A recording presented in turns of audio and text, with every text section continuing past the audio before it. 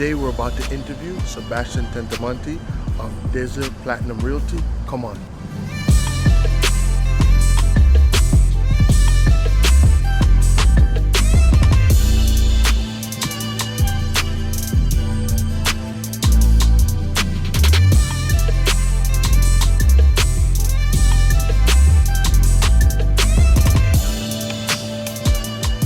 Hello, welcome to the Something to Play For podcast. I have a really special guest. I have Sebastian Tettamanti. Thank you so much for joining the show. Desmond, always a pleasure to spend time with you, and I'm excited about this. Thank you.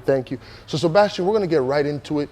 The whole point of this podcast is to educate people from different, different places, letting them know what soccer is about and, working and talking to different people involved in soccer. So you as a parent, of a child who plays soccer, what has soccer instilled in your child? What are some of the benefits? What are some of the positive things that you've taken from soccer? Yeah, for me, obviously soccer is important, being from Argentina and everything. But for me, the most important thing is the discipline that sports instilled on a kid at a young age.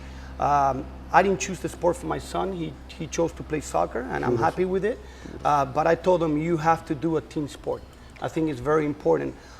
Doing team sport, it teaches the kid how to play well on a group. It teaches him discipline at a young age. Correct. It tells him how to work together with his teammates to achieve different goals. Correct. And I think it's very important because they could learn life lessons that could be applied all the way through his life, whether it's in college, whether it's in the future when he gets a job or anything he does. So for me, it's very important that kids at a young age, they start playing team sports. Wow, that's beautiful. Well said. And that's the reality, because that's what we're doing for. We want the raw, we want the real opinion. So I think that's great, And we're going to switch it up a little bit. I think it's really cool, and I want to let the viewers know, what was it like, having one of the world's biggest players purchasing a condo or a residence from you? Because everybody knows who Lionel Messi is, and I think that's so awesome that he was able to purchase something like that from your company. Yeah, I'm fortunate enough that I work for one of the most renowned developers here in Miami. We sell a lot of luxury condominiums here on the beach. Wow. You can see it in the background. Look at this. So I'm lucky enough to see a lot of the soccer players, a lot of the famous people coming through here.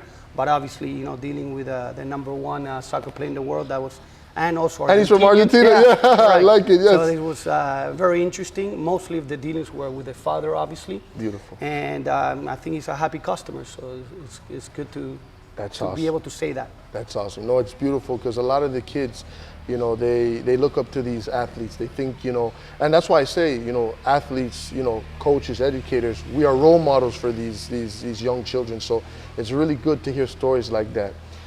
Sebastian, we also want to know, for business, for kids in the community in South Florida, what do you think the 2026 World Cup coming to Miami will do for not only business, but also for the children in the community? Can you speak to us a little bit about that? Yeah, I think, general, the World Cup coming, having Miami as one of the venues, it's going to be very important to the city. Correct. Obviously, we've seen, the city grow in the last few years, last 10 years? Yes. Yes. Starting from our Basel.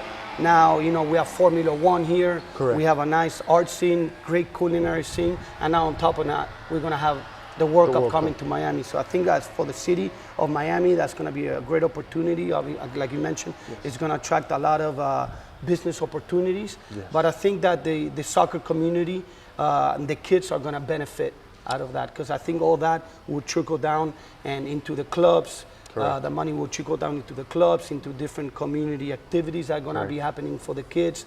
Maybe the chance to, get involved with some of the soccer players, and other organizations are going to benefit out of that. Wow, that's on the money. That's 100%. And I hope, because we're speaking to different people on the podcast, and I hope that, because I think it's important, the World Cup's big, but I grew up here for a long time in South Florida, and I never had these big opportunities. Now that they have a professional team into Miami, they're bringing these big names like Higuain and these different things. So I think it's great, that the World Cup is coming.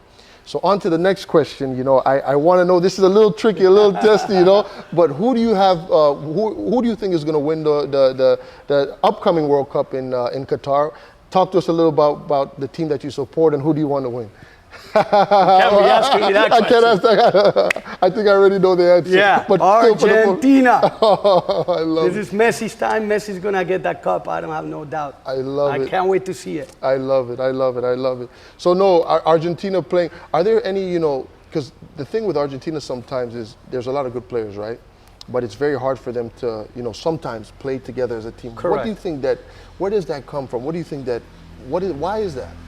Well, sometimes it happens everywhere, right? It happens in the World Cup teams. It happens sometimes even in a work team, right? Correct. When you have a lot of type A, when you have a lot of type A personalities, Gotcha. people that a lot of Yes, egos involved. egos involved, Correct. that's for sure. So it creates more infighting than actually trying to work together to reach a common goal. Gotcha. And I think that's one of the things I see different about this Argentinian team. Gotcha. Obviously everybody's rallying around Messi, but it's a team that really gets together. It's been sharing a lot of time. Correct. I think winning the Copa America Was huge. It was huge for the team. Wow, yes. And I think, hopefully this is the time. This Yes. is the time to bring it back. We haven't seen that cup since 1986.